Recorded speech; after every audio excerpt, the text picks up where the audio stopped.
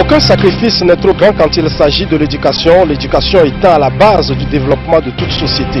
Mesdames et messieurs, dans ce nouveau numéro de notre émission Rendez-vous de l'entrepreneur, nous avons voulu comprendre les raisons qui sous-tendent la création de cette école que vous pourriez constater sur les images derrière moi, École des leaders du développement durable ELDD. C'est une école qui est créée donc par l'ONG ASDI.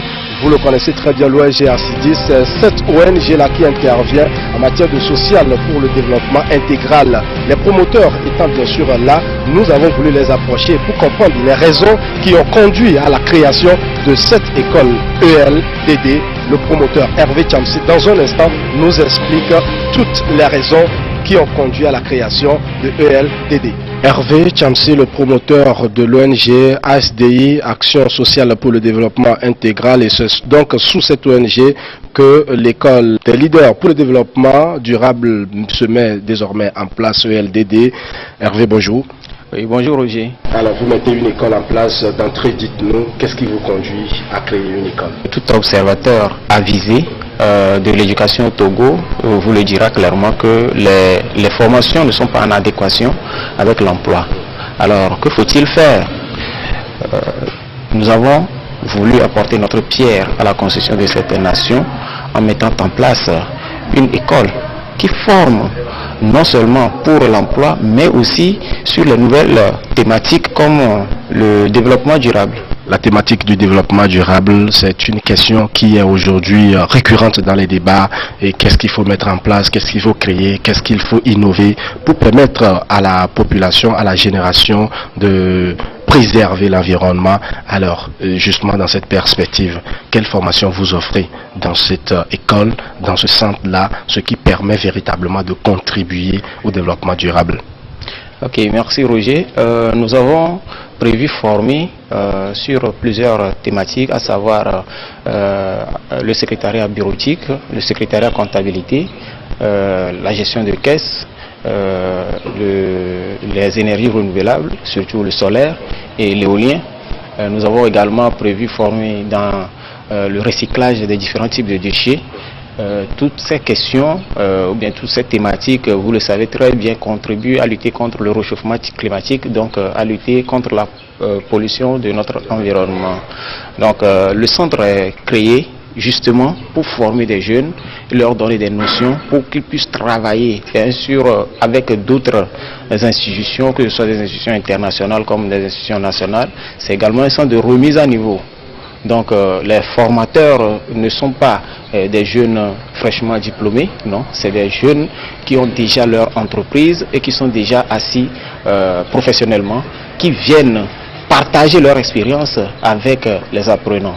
C'est comme ça, c'est dans cette optique que nous avons créé ce centre pour offrir à la jeunesse togolaise une nouvelle opportunité pour accéder à l'emploi, mais dans une perspective de durabilité. Former des jeunes qui puissent s'auto-employer ou être opérationnels sur le terrain, mais dans un processus de développement durable. Alors vous le dites si bien Hervé, mais moi j'ai voulu comprendre, puisqu'aujourd'hui on parle de adéquation, formation, emploi. Alors ces jeunes que vous prétendez former, ils vont s'employer eux-mêmes ou ils seront utilisés par des organisations, ils seront utilisés par d'autres personnes. Alors quelle sera la relation entre cette formation que vous donnez et la réalité du terrain? Nous formons en fait pour les deux situations. Nous formons en entrepreneuriat et aussi la formation sur le recyclage des différents types de déchets débouche sur l'auto-emploi. Mais également nous formons à l'emploi, parce que les jeunes vont créer de l'emploi, mais il y a d'autres jeunes qui doivent travailler avec eux. Voilà pourquoi nous formons également en secrétariat et en gestion de caisse et en informatique et sur d'autres sujets, pour que ensemble et l'entrepreneur et l'employé puissent travailler durablement pour que l'entreprise aussi puisse vivre longtemps. Vous avez créé l'école pour former les gens. Qui peut venir se faire former ici? Qui peut s'inscrire pour avoir une formation à l'école EDD? Ok, tout jeune, déjà à partir de la classe de 4e, peut se faire former chez nous, mais les thématiques sont différentes. Donc ça dépend, il y a des formations où le niveau, le prérequis minimum c'est le bac, par exemple pour la comptabilité. des institutions du développement durable. Il y a d'autres formations où vous devez juste avoir le niveau 4e, quoi, vous voyez. Par exemple, pour le recyclage des déchets, tout jeune, à partir même de la classe de 5e, qui parle bien le français, peut venir suivre cette formation et mettre en place son unité de production de compost ou bien son unité de production de biogaz. Voilà. Alors, bien évidemment, peut-être ceux-là même qui travaillent déjà peuvent... Effectivement, les jeunes diplômés également qui veulent se remettre à niveau, que ce soit le niveau licence, le niveau master, et qui savent qu'ils n'ont pas encore quelque chose de pratique sous la main, peuvent venir également se faire former. Que ce soit même des gens qui sont déjà en fonction dans un domaine donné et qui veulent se reconvertir, se mettre à leur propre compte, peuvent venir faire une formation en entrepreneuriat, et en marketing et en management pour être vraiment au top lorsqu'ils seront sur le terrain. Et justement, lorsqu'on crée une école, c'est pour qu'on puisse se former et donner une formation de qualité. Nous voudrions comprendre, M. Hervé, qui vous avez autour de vous comme collaborateur ou comme formateur pour donner justement cette formation pour le développement durable qui peut former ici à l'école ou au centre EDD. Ok, d'entrée de jeu, j'aimerais revenir sur la devise du centre, c'est l'excellence de la pratique. Alors, pour dire que nous formons dans la pratique, il faut que ce soit des praticiens. Alors, nous avons signé des contrats de partenariat avec des cabinets de la place, des institutions comme des ONG et autres, qui sont dans des domaines spécifiques. C'est des responsables de ces institutions-là qui viennent donner des formations. Donc, voilà comment nous fonctionnons. Ce n'est pas des jeunes diplômés fraîchement qui ne savent pas quoi faire, comprendre pour venir donner des formations. Par exemple, quand je dis qu'on veut former sur les énergies renouvelables, il y a un cabinet qui intervient sur cette thématique-là et c'est le responsable du cabinet qui vient former. Alors, du coup, le jeune formé, bien les jeunes formés, ils ont déjà des endroits pour leur stage. Voilà. Et ensuite, ils peuvent se mettre soit à leur propre compte ou bien être recrutés par un autre établissement. Monsieur Hervé, on comprend également que votre cadre ici, votre école ici, c'est un coworking space, un cadre où des jeunes, peut-être ceux-là qui n'ont pas encore de bureau, ceux-là qui ont fini une formation, ceux-là qui veulent profiter peut-être des matériels dont vous disposez pour leur activité. Parlez-nous un peu de cet aspect-là, comment vous entretenez ou vous aménagez cet aspect, ce côté-là. Nous avons mis en place un centre de coworking space, comme tu le dis, c'est un centre où les jeunes peuvent se mettre ensemble et travailler. C'est pas qu'ils travaillent ensemble sur le même sujet, mais chacun travaille sur son sujet donné.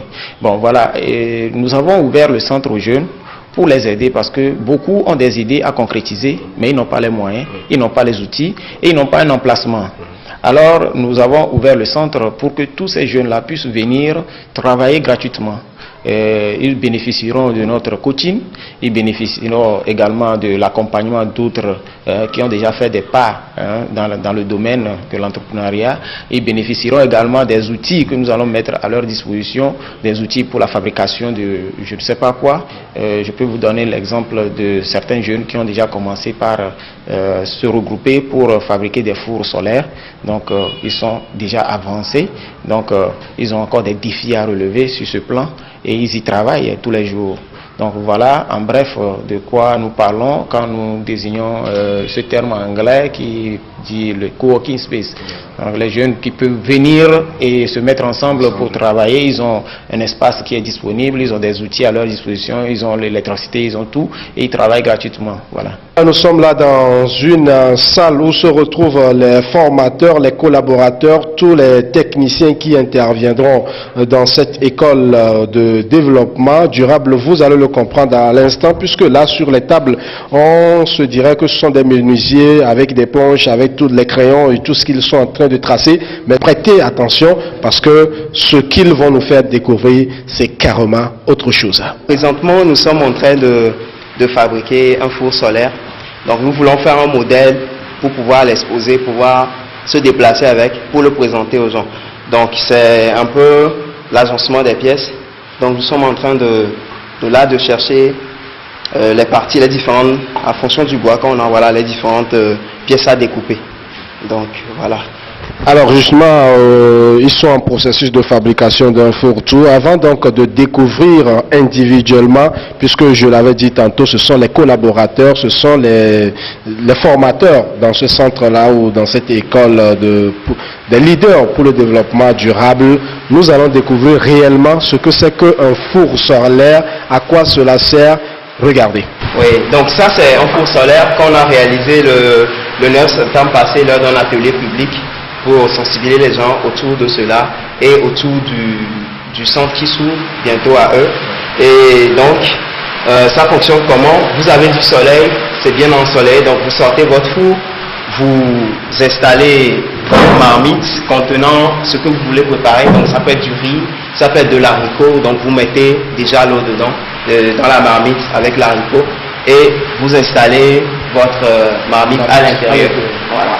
Et donc, vous sortez le four, vous installez tout et vous réglez, vous positionnez cette partie. Il faut que ce soit en face du soleil. Et donc, du coup, ça reçoit les rayons du soleil et ça accumule ces rayons-là. Ça transforme en chaleur, ça accumule cette chaleur qui contribue à cuire en fait l'aliment qu'il y a dedans. Donc, vous ne dépensez pas de charbon de bois, vous ne dépensez pas de gaz. Donc, c'est ça.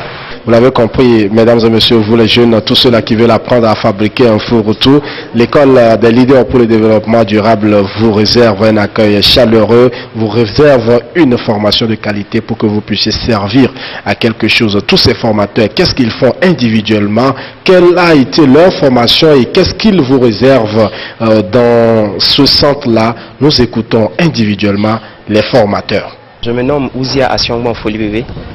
Je suis ingénieur des travaux en énergie renouvelable et en environnement et qualité de vie.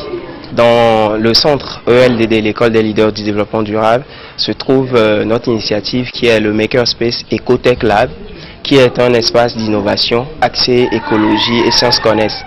Donc nous mettons à disposition de la technologie, des outils, des marteaux, des perceuses, tout ce qu'on pourra utiliser au cours de la formation pour surtout faire de la pratique.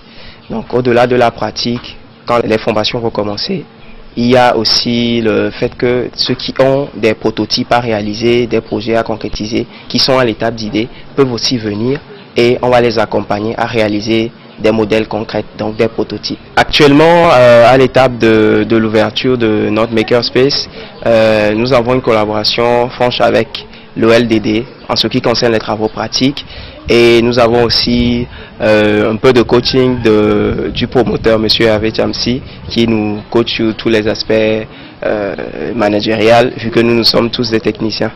Et donc aussi en attendant nous organisons aussi des événements en prélude de la rentrée où c'est des ateliers pratiques où les gens viennent bricoler et apprendre surtout ce que c'est par exemple qu'un four solaire, ce que c'est que Arduino pour faire de l'électronique à partir de zéro. Concrètement, dans le processus de développement durable, selon mon avis, il faut outiller la jeunesse, surtout ceux qui étudient, ceux qui apprennent à pouvoir contribuer au développement et donc durable de notre pays. Et donc pour ce faire, nous leur donnons les moyens techniques pour pouvoir réaliser leurs projets dans le domaine de l'écologie et des sciences connaissent. Nous leur donnons aussi des perspectives, surtout pour la recherche, avec des outils très accessibles comme Arduino, où ils peuvent installer des dispositifs, par exemple, pour collecter des données, que ce soit pour leur mémoire, pour des projets professionnels. Et s'ils ont, par exemple, envie de fabriquer quelque chose de professionnel en faveur de l'environnement, en utilisant l'électronique ou Arduino, on peut aussi les accompagner. À l'endroit de la jeunesse, je pense que ce que je peux leur dire essentiellement, c'est qu'ils ont beaucoup à faire et qu'ils ont des talents qu'ils doivent développer et surtout qu'ils ne se découragent pas, qu'ils persévèrent et qu'ils travaillent dur pour développer des compétences parce que le Togo se construira justement grâce à cet ensemble de compétences-là. Je suis Joël Benyedi, je suis spécialiste en maîtrise des énergies renouvelables. J'ai aussi une entreprise dénommée Green Energy International. Je vais intervenir à ELDD en tant que formateur dans le domaine des énergies renouvelables. Alors, nous parlons d'énergie renouvelable. Essentiellement, nous allons mettre l'accent sur le solaire photovoltaïque. C'est le domaine dans lequel je vais intervenir, c'est-à-dire en partenariat avec le cabinet Green Energy International dont je suis le responsable. Nous allons essayer de faire aussi la pratique, partir de la théorie et d'arriver à la pratique, c'est-à-dire comment faire le montage solaire photovoltaïque, assurer l'électricité dans les milieux ruraux, parler du développement durable. Donc, c'est ce que nous allons faire en partenariat avec ELDD, spécialement ici. Venir à ELDD, c'est partie de la théorie ajoutée à la pratique, puisque là, ici, si vous venez, la formation que vous allez recevoir vous permet non seulement d'être bon en théorie, et d'être bon aussi à pratique. Nous avons aussi des laboratoires, un laboratoire qui vont permettre aux étudiants, aux futurs étudiants, de pouvoir aller directement à la pratique. Non seulement sur ce plan, nous avons aussi des projets à venir dans le domaine des énergies renouvelables forcément, qui vont permettre aux étudiants de partir, c'est-à-dire de quitter le cadre normal qui sont les études, c'est-à-dire de la pratique de façon théorique, pour arriver à la pratique sur le terrain. Voilà, donc c'est ce que je vais inviter les jeunes à venir à ELDD, puisque là c'est une formation qui est très pointue, c'est pas du généralisme, et pour pouvoir vraiment assurer leur avenir. En matière d'énergie renouvelable, aujourd'hui toute la jeunesse, normalement toute la jeunesse togolaise devait être capable d'expliquer ce que c'est que les énergies renouvelables, de donner l'aspect du développement durable. Donc venir à ELDD, comme je l'ai toujours dit, vous allez non seulement, puisque la jeunesse togolaise, je sais, c'est une jeunesse qui se bat beaucoup, qui a beaucoup de potentialités. Il suffit de leur donner le déclic. Donc si vous vous intéressez aux énergies renouvelables, voilà, c'est l'occasion de venir à ELDD, puis grâce au coaching et puis à un système de suivi et de pratique à l'appui, vous allez vraiment maîtriser ce que vous entendez. Voilà, de façon concrète, je peux donner un exemple pratique qui est le four solaire, l'application du four solaire. C'est-à-dire nous pouvons aussi partir de l'électronique aux énergies renouvelables. Donc il y a le suiveur solaire, comment capter de façon optimale l'énergie solaire. Il y a ces genres de petites réalisations que nous pouvons faire, que nous faisons ici à ELDD. Donc voilà ce que je vais inviter la jeunesse togolaise pour pouvoir venir découvrir ce qui se passe à ELDD. Je me nomme Ekulu Armand, je suis environnementaliste de formation. Puis je suis détenteur du blog Envie de 100 minutes news qui parle de l'éducation environnementale au Togo. Je suis assistant au promoteur, M. Hervé Chamsi. Donc je l'aide dans ses différentes tâches, surtout dans au niveau des formations pour l'école du leader pour le développement durable. Donc l'école, c'est comme le mot l'entend, c'est école des leaders pour le développement durable. Elle a pour objectif spécialement de pouvoir outiller les jeunes ou de former les jeunes sur les métiers du développement durable. Nous offrons des formations conventionnelles, c'est-à-dire secrétariat bureautique, informatique, initiation, secrétariat comptabilité au-delà. Nous offrons toutes ces formations-là. Mais la particularité de LDD, c'est que ces formations conventionnelles sont suivies toujours de cours sur le développement durable. Il ne sert à rien d'avoir des formations, des bases en informatique ou la comptabilité si on ne connaît pas ce que c'est que le développement durable. Donc, par ailleurs, maintenant, en ce qui concerne les métiers du développement durable, maintenant, nous avons des métiers comme la technique d'installation des énergies renouvelables. C'est le système photovoltaïque. Comment la théorie et la pratique. Comment maintenant nous devons utiliser les panneaux photovoltaïques. Comment nous pouvons les implémenter. Comment nous pouvons les utiliser dans nos maisons. Le système éolien. C'est vrai qu'aujourd'hui, au Togo, le vent ne donne pas accès pour pouvoir produire de l'énergie éolienne. Mais qui sait, avec la formation que vous aurez, si vous aurez les compétences requises pour être peut-être la première personne à pouvoir révolutionner cela. Nous avons aussi des formations comme le technique de recyclage des déchets. Aujourd'hui, quand vous sortez dans la ville de Lomé ou au Togo en général, vous allez voir qu'il y a plein de déchets n'importe où. Mais comment valoriser ces déchets-là? Nous avons les déchets ménagers valorisés, soit en compost pour l'agriculture, soit en biogaz.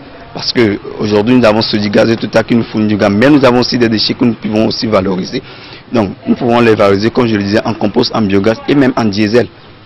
On peut utiliser aussi les déchets, les valoriser pour pouvoir produire de l'essence ou du diesel. Donc, nous avons aussi la formation de l'architecture durable. Pour cette formation, vous allez venir, on vous forme sur le métier d'architecture, comme ça se fait.